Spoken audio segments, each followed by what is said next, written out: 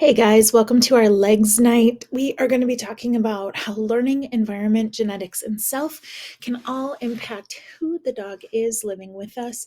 I really encourage you guys to get a hold of Kim Brophy's book, Meet Your Dog.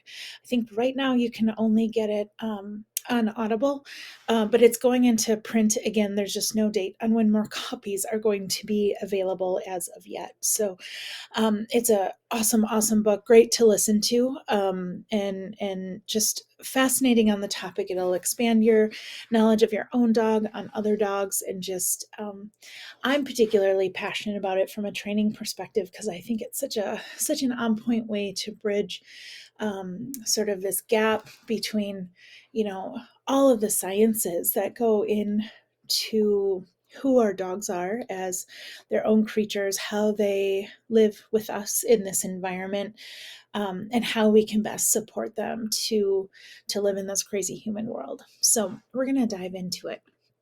All right, learning. Um, Learning for our dogs is a 24/7 thing. We often just think about learning in terms of training, which is when we are, teaching our dog to sit or teaching them to walk on a nice leash or walk nicely on a leash. But in reality, the world, our dog's environment is 24/7 giving them information about what's safe, what's not safe, what works, what doesn't work in the world for them. And all of that is part of who our dog is. It's how they're learning about how they can function in this place. The cool thing is we have tons of control over how our dogs are learning. And as you hear me preach in class to set your dog up for success, this is largely what I'm talking about here.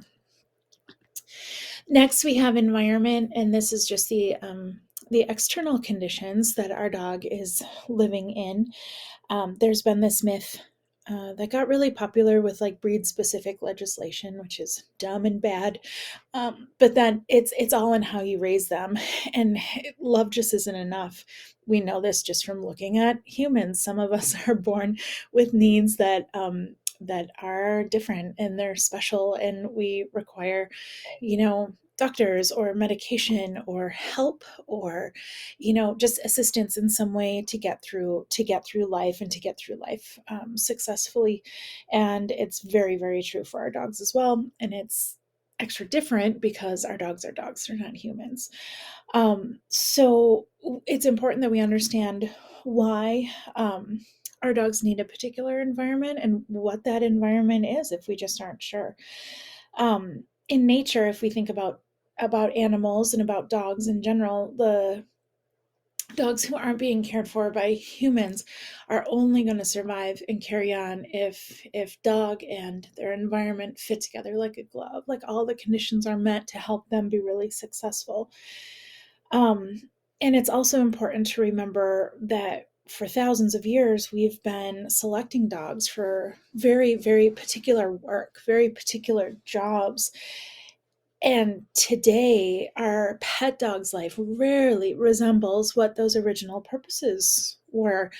But we genetics still plays a huge role in that. So understanding that environment is really key. If you think about it this way, there's fish live in a lake, they don't live in the forest. A fish in the forest wouldn't be expected to survive. And if we think about our dogs in that capacity as well, we could look at something like a livestock guardian dog living in like a urban city center, and they don't have any territory of their own. They aren't able to like maybe even go outside and just look over prairies and pastures like they were genetically born to do. They go outside and it's filled with noise and chaos. So we want to make sure that we're doing our very best to help our dogs survive in the environment that we have them in. And next we have genetics. And as we know, genetics are the instructions on how to do life. When we think about our dogs, there is a definite, there's a reason why dogs look so different from each other, why a German Shepherd looks so different from a pug. And that's because they are absolutely different. Just because something's a dog, we can't simply expect them to behave in a particular way. And more importantly, we can't expect our dogs to behave in a way that isn't how they were genetically predisposed to behave.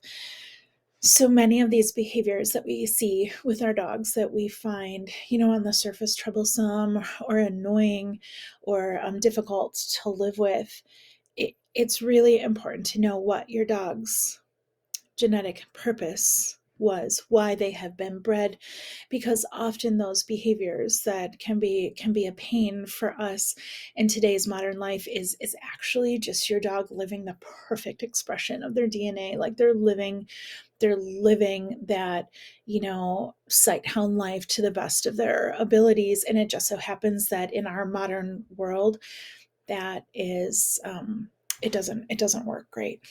Good news is there's a lot we can do to help our dogs survive in the world with us. And then the last one is self.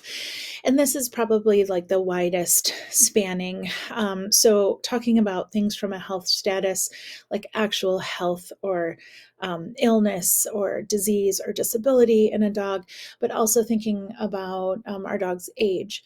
Are they puppies? Are they in adolescence? Are they, what's their sex status? Have they been spayed or neutered? Are they pregnant? Are they coming off of a pregnancy? Um, and then thinking about just general stress levels that our dogs carry naturally, and then all of their unique little quirks. Okay, so when we look at these different dog categories, they're not like AKC categories of dogs. They're the original working jobs that these dogs were bred for. So I'm going to go into a little bit about the history of each dog, just like touch on it real quick.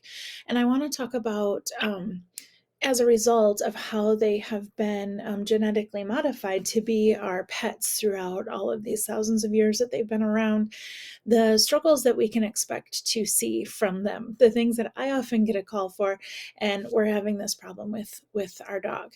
And not to say we can't work on these problems and help our dogs be successful in life, but some of these problems are, like I said, just the genetic representation of that specific dog. So we're going to start with natural dogs. These are dogs like Akitas, Basenjis, Chows, Malamutes, Huskies, Elkhounds, K-Sounds, Carolina dogs, and Dingoes. Our natural dogs are independent and wild and free. They're also super logical. These are all the reasons that we love these dogs, plus they're adorable.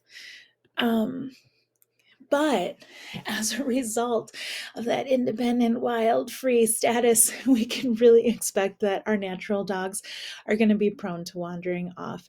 If anybody has had a husky, they have probably had their husky go on a walkabout more than once. I have a pup who comes down to my house on a somewhat regular basis. She has figured out every possible way to get through their fence, no matter what kind of latch they have on it. So that being said, not fans of confinement. These are typically not your dogs who are going to like have an epic meltdown in confinement. Rather, they will just find a way to bust out. There's a level of wariness of strangers. With our natural dogs, they can be destructive when their needs are unmet. Their needs are highly motivated by time outdoors as well. They have a really independent nature, which, on one hand may sound really cool, but on the other hand, when we think about training, this isn't a dog who is super biddable. We don't often see our natural dogs acting like our gun dogs, for example. And these dogs are predators. So our natural dogs came about somewhere between 15,000 to 400,000 years ago. They evolved with humans without any control by the humans. So they were instinctive hunters and they were scavengers. And they feel pretty similar today, but often, thinking about what the world looks like today versus what it looked like 15,000 years ago, they're living in very, very different environments. And some of those environments can be really, really difficult for their success. So, with our natural dogs, having proper energy outlets is super important. Nature therapy, outdoor time is absolutely a must for these guys. We want to pay attention to their predation. They are typically fully engaged in the predation cycle. So, these are not dogs that I would recommend living with small creatures. And of course, nothing I'm saying is absolute or exclusive, and I totally know examples to the contrary of that. But just in general, when we're thinking about these dogs, if you feel like your dog has a high prey drive, there's a very good reason for that. Protection, they're just kind of basic selections for hazard avoidance. So they can be a bit suspicious. They have a self-preserving nature. So when we think about educating our natural dogs, it's going to be really important to teach them that, guests coming over to the house, family who pops in are safe and are good to be in the house, and they'll be just fine with that. Home life, these are dogs who don't do well being at home for 10 hours a day without having time to be outside and interaction in the world. And when these guys are confined for too long, or their needs just aren't being met, they have a real tendency towards destructive, escapist activities that can be really damaging to some homes. I have seen some tragic holes in walls and doors. So it's really important when we're thinking about having a natural dog that we are anticipating those outdoor needs and make sure that that pup is going to have access to plenty of time outside every single day, all year long, no matter what the weather is. So we also want to, with these dogs, in terms of their education, just be thinking about respecting their wild roots. These aren't dogs that are going to want to be dressed up in costumes. Often these are pups who have some struggles with body handling, so getting them comfortable with that early on is going to be key. And this is kind of a dog who they're a real partner. They sort of expect you to be learning and growing with them along the way. Well, they're learning and growing in the relationship. So to know one is to love one, but they're definitely not the easiest dog for everybody. Okay, moving on to our sight hounds. So thinking about the Afghans, Borzois, Greyhounds, Wolfhounds, Deerhounds, Salukis, and Whippets. We generally love the sight hounds because they're elegant, they're reserved, they're romantic, they're so unique and cool looking. And these are pups who these were kind of like the next group to come around in our world. So they're very similar to the natural dog, but they came with an absolute awesome hunting advantage, speed, and to acutely see prey at a distance.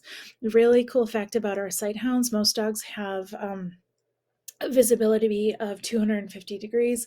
Our sight hounds have a bonus 20 degrees, so they have 270 degrees of visibility because of those long slopey noses. So with our sight hounds, the things that we're going to expect to be a challenge for them is they're sensitive to many things. So this is not a hardy dog. It's a dog who's sensitive to temperatures. They're sensitive to loud noises and chaos. These guys can definitely be a flight risk. They are so programmed in their DNA to chase little things moving that this is often not an off-leash dog. They have wariness of strangers, and in particular, kids seem to be an issue for a lot of sight hounds. They're also a pup who requires a lot of personal space. They aren't typically your cuddle up buddies, and they're also very self-directed. They just kind of have their own agenda and like to move that way. When we're thinking about our sight hounds, it is so important to have good planning in their daily schedule and excellent environmental management. This is not a pup who can slip out the front door. They're going to be gone in a flash. So we have to be very, very thoughtful about the home environment, about how we're going to get these guys exercise. They don't often need a ton of exercise. A nice leash walk will do, but they definitely need some regular time, daily if possible, to get up a good sprint, stretch those legs out. But they need a fenced in area to be able to do that. In terms of teaching these pups, Going slow. Sighthounds aren't often a pup that does well, like when they're little puppies in puppy school. Like getting whomped and walloped by a little lab or golden retriever is just not on their agenda and can really color their views towards other dogs. So, homeschooling is a good idea for these guys. Private lessons is a really good idea for these guys. And then just making sure that everything goes at their pace. So introductions to new people, being sure that other people understand these aren't the dogs who want to be like loved on, hugged on, any of that kind of behavior. These pups are wonderful predators as well. So I would strongly think against having small critters in the house when you have a sight hound. All right, our guardian dogs. So our guardians um are things like an Anatolian Shepherd, Mastiffs, Bernese, Cane Corso, Great Dane, Newfies, and St. Bernards. The Tibetan Mastiff is the oldest of this group, and they came about around 1100 BC. Originally, they protected flocks, homes, and monasteries.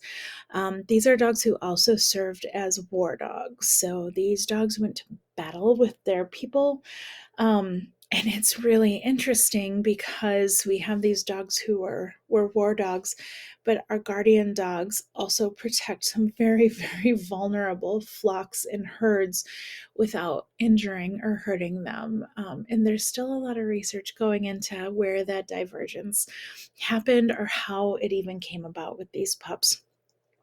In general, our guardians are level headed, tolerant, and they are protective. Um, but we can expect with our guardians them to be opinionated, they are suspicious. Their size alone is something everyone should absolutely consider. These are dogs who, on their puppy days, are probably going to be about half your weight. Some of these pups are going to outweigh you, which is pretty significant if you're thinking about walking that dog. Aggression towards unknown people and animals, wandering off, some territorial behaviors like barking at strange things coming onto their property. These guys are pretty known for their resource guarding. They can have some difficulty following directions. Again, they're bred to work independently. And then we can see an increase in male male conflict with this group. However, they can be fabulous housemates. They're pretty happy, pretty laid back, but we always have to keep in mind that they're genetically wired to protect the home and protect their family and maybe protect their stuff. So, getting a real jump start on that resource guarding and teaching them at a young age that their stuff is safe. Also, really important to teach them that you've got it all under control, teaching these dogs that they can punch out when guests come over. They don't have to be concerned about it.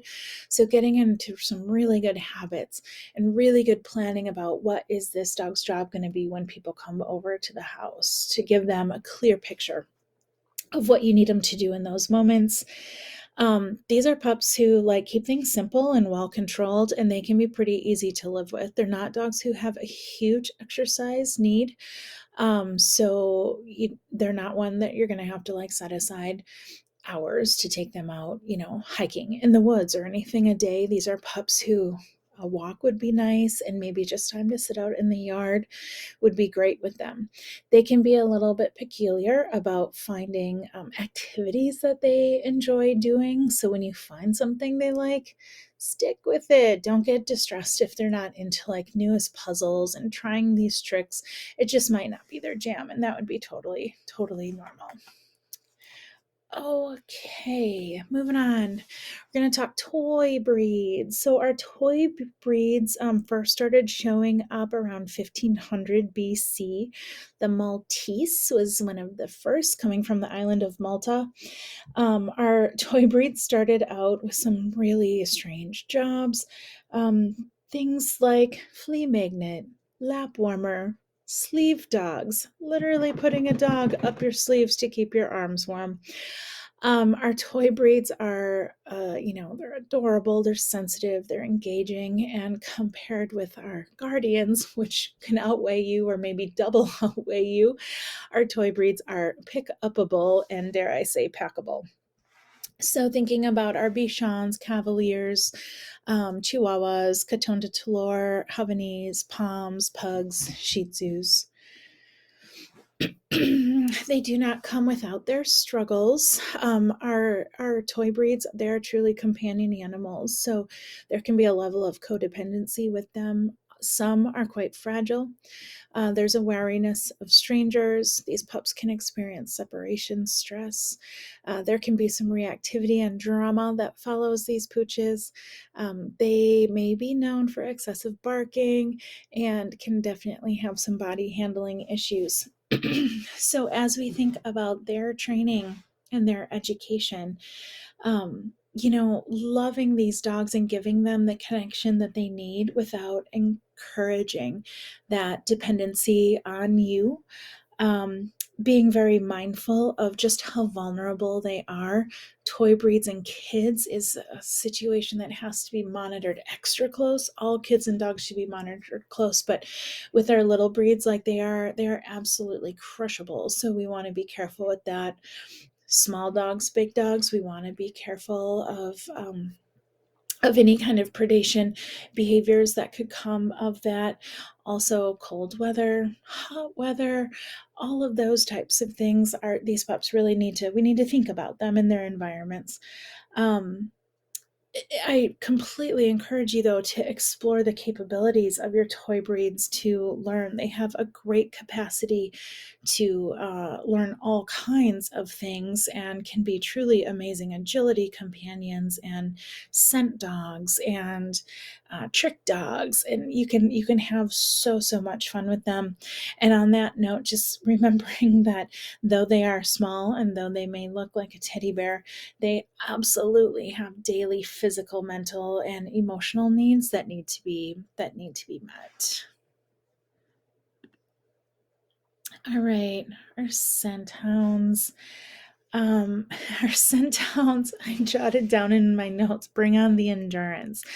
So we started with our natural dogs who were just instinctive hunters, and then we kind of morphed them into the sight hounds, adding in this element of dog who is such a keen hunter and so fantastic. But what our sight hounds were missing was endurance, and that's where the scent hounds come in. So our creatures like the foxhound, basset hound, beagle, blue tick coonhound, plot hound, bloodhound, red tick coonhound, they bring this like social, emotional, super fun personality.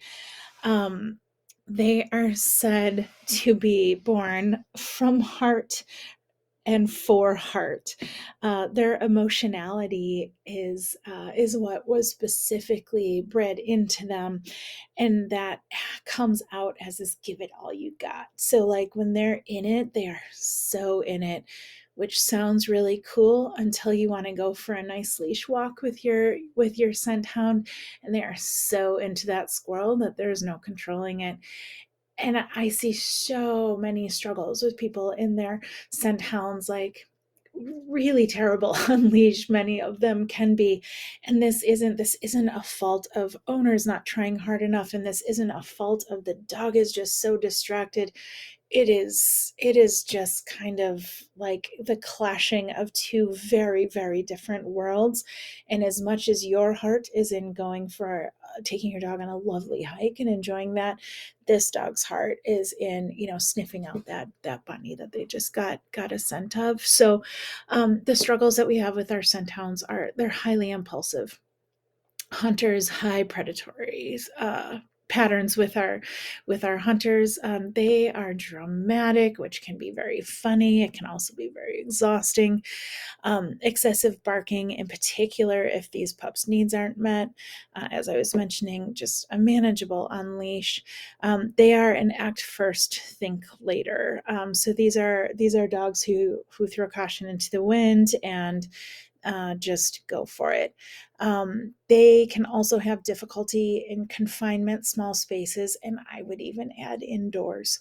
Um, they're they're an awesome and often difficult house pet to have. Um, However, there's so many fun things we can do with them. So if we understand who this dog is and we can really meet their needs, um, their nose and their feelings are all consuming. And if we can just wrap our head around that idea and sort of appreciate them for the creature that they are instead of fighting it, y'all will have a great time together. Long leashes are wonderful, wonderful tools to have with a scent hound to let them really fill their soul with, sniffing and exploring. And you can have your time outside together and you won't be banging your head against the wall trying to get your scent hound to pick you over the environment.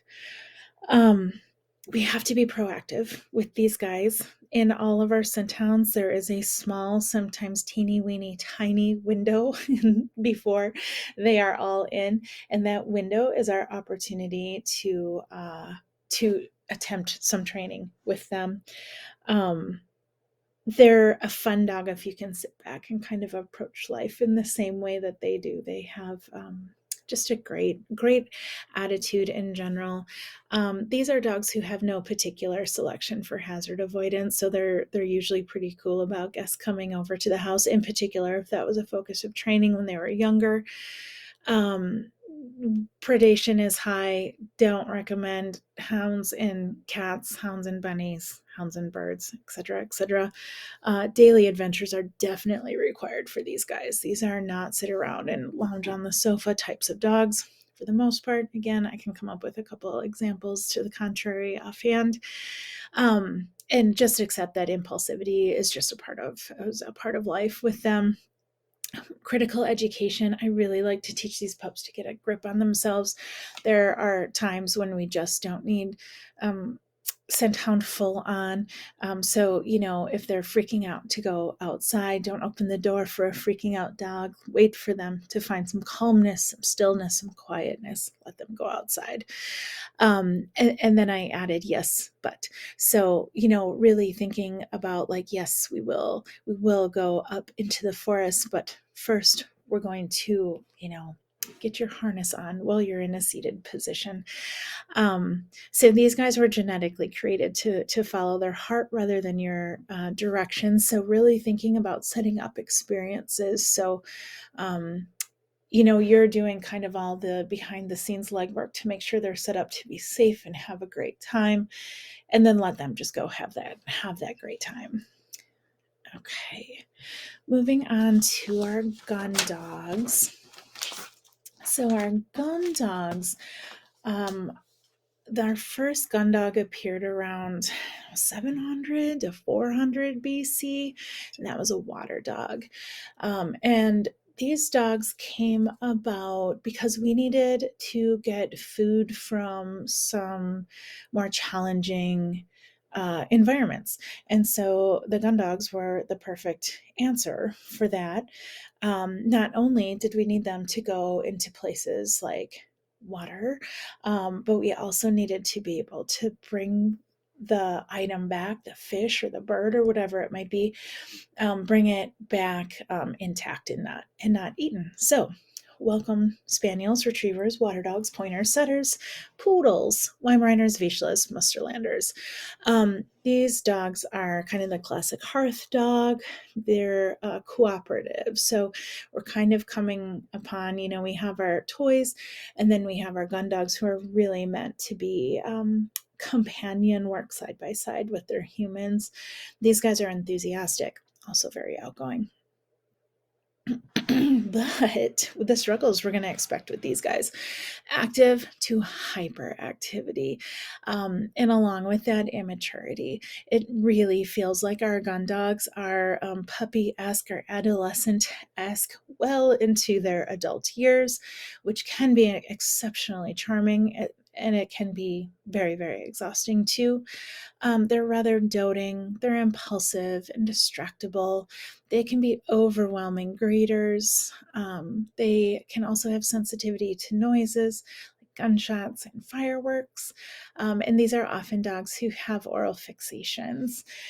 So these are dogs who have a genetic partner, or a genetic need to have a partnership with you through games, sports, and outings. This is an absolute must. Our gun dogs have probably the highest energy needs, like hours daily. Hiking, adventures, car rides, running errands, training, jobs at home, like you name it, you guys are together and they're down for it. Um, to really be successful, like in the home with a gun dog, you have to have a great outdoor education and outdoor fitness program in place to really enjoy what lovely dogs these can be in your home. So making sure that you kind of have the lifestyle that's able to support the needs of this pup is going to be absolutely key to help them live their best. These guys typically have a muted end of the predation cycle, so we don't see these guys do a lot of kill bites and dissecting, though that is not always the case. There certainly are some that do. These guys can be pretty social with other people, with guests coming over to the house, and they also have this kind of this puppiness. So that's where not only are they social, but often over social and over exuberant. So thinking about teaching your pup calm and polite greetings as kind of a first and foremost skill would be fantastic. These are dogs who are really going to benefit from higher education, and you can have so much fun with them in their higher education pursuits. Like, name a thing, and typically they're down for it. They're great with it. And I think most important to remember, well, I should say too, these are pups who can have some issues with separation. So, like our toy breeds, getting them going with alone time training at a very young age is going to be important. And then just keeping in mind that you play a tremendous role in being able to fill this dog's needs. This isn't a dog who's going to be like, okay, I'll go out in the yard by myself and find something to do. They're really going to want to work in partnership with you and really thrive from that partnership. All right, our terriers. So terriers came about in the 1300s, and they were the original quick kill. So instead of calling pest control, you'd bring in the dogs. These pups also served roles in wars, ratting trenches that soldiers were living in. These are pups who we love for their drama, their independence, and they are ever ready. So our terriers include the Airedale, Australian Terrier, Border Terrier, Cairn Terrier, Irish Terrier, Jack Russell, Yorkies, Lakelands, and Skye Terriers. We have a list of things to expect to be challenges with these guys. They have a one-track mind, and it is generally critters and getting critters and hunting critters and sniffing out critters. We can see these pups have hyperactivity or being incredibly difficult to find enough for them to do in a day. They struggle to follow directions, in particular when they are thinking about critters, which is a lot of the time. This can make them feel dramatic and unmanageable, especially when they're on leash, but they're perfectly suited to do their job. So again, kind of flipping the way we're thinking about things and loving and honoring the terrier for being such an awesome terrier. They are prone to excessive barking. They are lovers of troublemaking, which makes them quite lovable, in my opinion. They can also have some obsessive behaviors like spinning, tail chasing, preoccupation with toys like ball obsessed, or maybe obsessed with movement or noises that could be on the TV. And we can see some competitiveness or bossiness with terriers, like, in social groups or within the household. So, our terriers, it is so important that their environment be well managed, to control their genetic impulses. Kind of like our sight hounds, if they get out, if terriers get out, they're probably gonna find and kill something, and they will be on a rapid, rampant mission, to be able to go get that squirrel or that bunny or that cat or whatever the critter might be. Um, these are pups who have kind of a hair trigger reaction to things, and I think it's important to know that about them and give them space as needed. Um, the terriers are great to work with. So thinking about puzzles, games, and problems that they can solve. Um, they're a dog who's not really made to take your orders, but they enjoy working on this stuff. So looking at working in conjunction with these animals instead of just sort of like telling them what to do, is going to be a path to most success. Um, they are dogs who require some patience, the ability to laugh at yourself, to laugh at the dog, and just really, like, I can't stress enough, just uh, they're adaptable to so many environments, but that environment has to be managed for them. So, not a lazy dog. This is going to be a pup who definitely has daily physical energy requirements, and then a lot of mental stimulation is going to be super important for them as well. Okay, our bulldogs. So our bulldogs are a mix of our guardians and our terriers, and our bulldogs have been around for a while in various forms, serving as gladiators, as guardians, and sadly as blood sport dogs. Um, so our bulldogs include things like the American Bulldog, Staffy, Boxer, Bull Mastiff, Bull Terrier, Doggo Argentino, our English and our Frenchie, and our Pit Bull Terrier. So these guys are clowns. They're affectionate, entertaining, outgoing, make really, really great family pets. But they definitely have a list of difficulties that we can expect with them.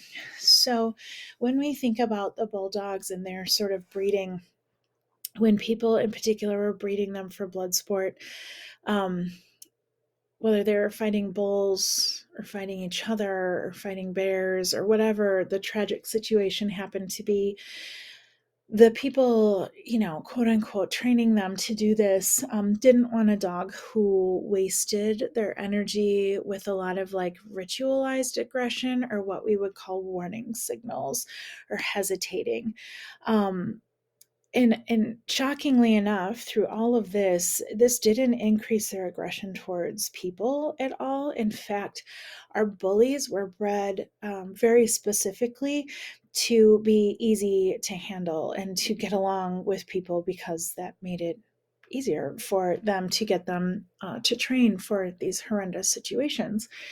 However, all of that said, they did breed them to essentially unemotionally execute an attack under a particular set of circumstances. So there's sort of this reputation for bullies to not be the ones to start fights, but to end it, and that is precisely what they were bred to do. So with our bullies, we have kind of this all or nothing. So we get that sensibility from like the guardian, where they do a whole lot of nothing until they do something, and then it's big and often obnoxious and very powerful. These are dogs who are super, super strong.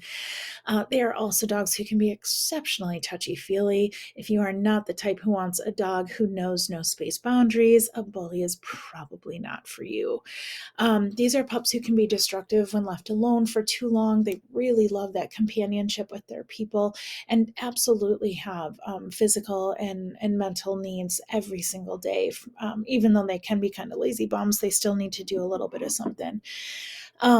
They can be overenthusiastic in their behavior. So this can include mouthing, jumping, and roughhousing.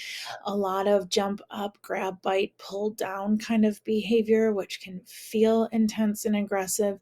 And often it's just kind of their really obnoxious love language. And the bummer thing about that is they can inflict injury on people and other dogs quite easily, just with their like over eagerness. So super important to work on that with them. They can definitely be protective. And then I think one of the biggest difficulties that most people have with their bullies is, they love them dearly and they're wonderfully amazing companions, but they have this like over arousal and like hyperactivity, and it can be exhausting. It can definitely be exhausting. Um, so with these dogs, like, it's important to think about keeping them in a low gear as much as possible and not letting them get to that point where they're just like bonkers bananas, because it's really hard to get them back.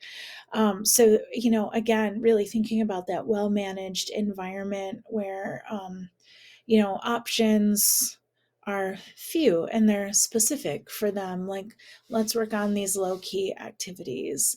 Let's practice our really polite greetings with our friends. Let's make sure you have something appropriate in your mouth when people are over, so it's not people's body parts in your mouth when they come over. In general, though, they're pretty moderate in needs. These are dogs who can be really flexible in the environments that they live in, so long as their needs are being met. In predations, we can have that guardian, pretty gentle with small things, or we could have that more terrier sensibility where they're all in and they're going to kill it. Protection, they're kind of calm until they need to act, and then they're pretty serious about it, and that could be threats to their territory, or resources or people or whatever. Home life. So just thinking about who your pup is and what they need and who lives in your household. Because of their strength and intensity, managing very carefully relationships with bulls and kiddos are super important. With bulls and maybe older people that live in your house is super important too. They're a dog who really enjoys cooperative learning. They take direction fairly well, which is kind of one of the first times this is coming up on the list. They are pretty hard workers, and the key really is being able to catch them soon enough and redirect them before they're full on crazy. This is also a group that I kind of think about that, bred to react in particular situations. So really paying attention to like what are the circumstances that seem to really get you to that point of over arousal or upsetness or what it might be, and being able to control those moments for your bully. Okay, moving on to our herding breeds. So our herders are herders. They are cattle dogs, Kelpies, Aussie Shepherds, Belgian Malinois, Belgian Sheepdogs, Border Collies, Corgis, German Shepherds, Pulleys, Shetland Sheepdogs, and Breards. They're, a sidekick, Batman to Robin kind of situation. They're so attentive, highly responsible dog. Overly responsible dog, perhaps. Our herders, the like foundation stock for today's collies, have been around since like 55 BC. They are excellent managers and work in many different management capacities. So with that said, the struggles we can expect with our herders are fussiness. They have a workaholic attitude. They can be super clingy, chasing fast moving things, which is great if they're trying to keep the sheep together. Problem when they're trying to make all the children move in the same direction with each other, or catch cars or bicycles or whatever it might be. They can have controlling behavior of others in environments, and others can be other dogs, other people, other anything that's moving around. These are pups who can have sensory hypersensitivity. So sensitivity to noises is pretty common with this breed in particular. We can have excessive barking with this breed, nipping as part of that herding behavior, protectiveness of their territory or their social members. These dogs can also give off that hyperactivity sensibility, and then we can definitely see some neurotic, repetitive, and obsessive behaviors pop in our herding pups as well. So these guys are all about the work. Without work, they can become problematic, they can be anxious. We can see some reactivity behaviors come out of them. So making sure you have a job for this dog and this job has meaningful work is going to be really, really important. They obviously have a strong selection for that scan, orient, eye stalk, and chase. Everything else is muted for the most part. Not to say we can't see a herding dog actually catch and kill things, but for the most part, because they work with sensitive animals, that would be a real bummer to have a dog in with livestock that they're supposed to be hurting and injuring them. So protection, these dogs, what I would pay most attention to is their sudden environmental contrast issues. So this would be, and other dogs can have issues with this too, but it's like the environment is as it is, and then something new appears and it's a big freaking deal. Like the dog definitely notices, and this could be it could be a stranger walking onto property, but it also could be other things that feel kind of silly, like the garbage cans just at the end of the road. And so it's super important to teach these pups and any pup who's having issues with that novelty is a good thing, that things might change and you're okay, and have a process for you to be able to like check that stuff out. Home life with these pups work bonds, so they quickly learn patterns for better or worse. So setting up a really, really well managed, well organized household is going to be incredibly important for the success of you and this pup together. Your herding dog is law and order. She's going to feel like every environment needs to be managed, and it's her job to do that. So being able to teach your herding dog that she can back off and you have this under control will be absolutely key. These are dogs who have an incredible capacity for learning really complex things. Don't waste it. Teach them cool skills, work on new stuff with them all the time. And then finally, we have our world dogs, and our world dogs are those that have no purebred makeup to them, and they are truly dogs of the world. These make up 80% of the dogs on the planet. So that's pretty crazy to think about, that 80% of the dogs that are on our planet are just, running the streets.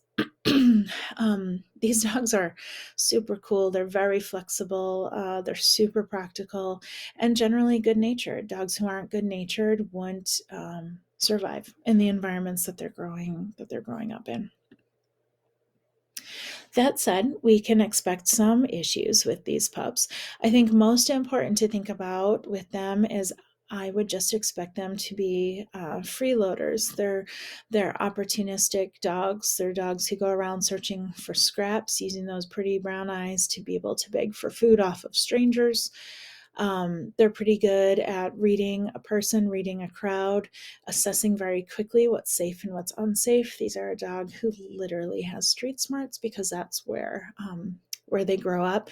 If you want to go down a rabbit hole, you can look up street dogs of Mexico or wherever you want to, and watch their skills, like crossing the road, navigating traffic, how they like seem to know where tourists are, that they can work harder than like locals who see them every day. They're grifters. They're pretty fantastic at the job. These are pups who are self-serving. They're looking out for themselves and kind of always asking the like, what does it mean to me? How is it going to work for me? Questions. Some difficulties we can have with these guys: potty training. Obviously they live outside, and then just thinking about like, household manner types of things. And then I would add in there like leash walking as well. It's just something very foreign to them, and it's very rare that people bring world dogs as puppies into their house, and then just considering like how like a genetic history of street dog, street dog, street dog is going to play into, even if a puppy does grow up, in what we think of as a typical dog household. They're still going to have, mama and grandma's street smarts as a part of their genetic makeup. So these dogs are just pups that are going to need some patience. And from our discussion the other night, we were kind of talking about reservation dogs and the similar feel, and I would absolutely agree that reservation dogs can have that same sort of experience, just growing up very independent and definitely still like as scavengers running around looking for food and not having that sort of traditional home life that we think of. So there might be some definite time to acclimate to living in a home, but absolutely could be retaining that sense of self-preservation that has gotten them so far and gotten their ancestors so far. So okay, so next component that we're going to do with this talk is we are going to meet again and look at 2 case studies of dogs. I'm going to grab 2 clients, and we're going to kind of get a really deep understanding of their pups, and then we are going to talk about 4 of my favorite ways to add a bit of predictability, some pattern, some structure into your house to have an even better relationship with your dogs. So, can't wait to chat with you guys again. Thanks so much for coming tonight, and have a good one. Have fun with your dogs.